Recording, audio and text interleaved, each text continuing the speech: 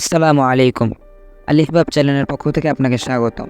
আজকে আমরা নিয়ে এসেছি সাইপ্রাসের মেরিন পার্কের এক বিস্ময়কর ভ্রমণ নিয়ে, যেখানে প্রকৃতির এক অন্যরকম সৌন্দর্য আপনাকে মুগ্ধ করবে। আসুন শুরু করি তাহলে আমাদের এই জলের নিচের যাত্রা।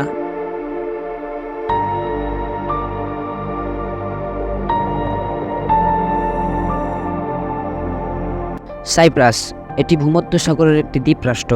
এটি ভূমধ্যসাগরের পূর্ব অংশে অবস্থিত এবং আয়তনের দিক থেকে ভূমধ্যসাগরের তৃতীয় বৃহত্তম দ্বীপ। সাইপ্রাস তার সমৃদ্ধ ইতিহাস, সাংস্কৃতিক ঐতিহ্য, সুন্দর সৈকত এবং মনোরম প্রাকৃতিক দৃশ্যের জন্য বিখ্যাত। এটি ইউরোপ, এশিয়া এবং আফ্রিকার মিলনস্থলে অবস্থিত, যা এই দ্বীপটিকে একটি গুরুত্বপূর্ণ ভৌগোলিক অবস্থানে স্থান দিয়েছে। ভূমধ্যসাগরের এই ছোট্ট দ্বীপটি শুধু প্রাচীন ঐতিহ্য এবং সোনালি বালির সৈকতের জন্যই বিখ্যাত নয়, বরং সমুদ্রের নিচে এক রহস্যময় দুনিয়ার জন্যও পরিচিত। এই মেরিন পার্কগুলো সাইপ্রাসের জলজ সম্পদ রক্ষা এবং সংরক্ষণের জন্য বিশেষভাবে তৈরি করা হয়েছে। এখানে বিভিন্ন ধরনের সামুদ্রিক জীব যেমন প্রবাল, সামুদ্রিক কচ্ছপ, রঙিন মাছ এবং আরও অনেক কিছু দেখা যায়। এখানে এসে আপনি দেখতে পাবেন অসাধারণ সব প্রবালের গঠন, যা প্রকৃতির কল্পনাকে ছাড়িয়ে যায়।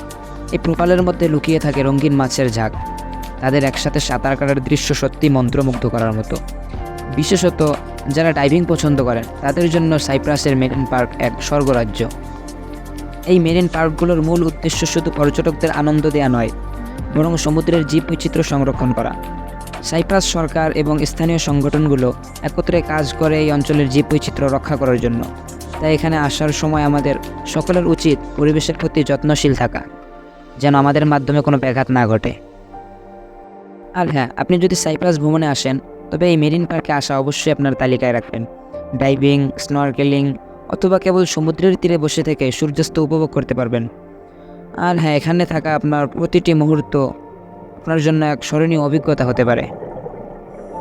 তো আজকের মতো এখানেই শেষ করছি। অবশ্যই আমাদের চ্যানেলটি সাবস্ক্রাইব করবেন, আর যদি ভিডিওটি ভালো লাগে থাকে তাহলে অবশ্যই লাইক এবং শেয়ার করবেন। আল্লাহ হাফেজ।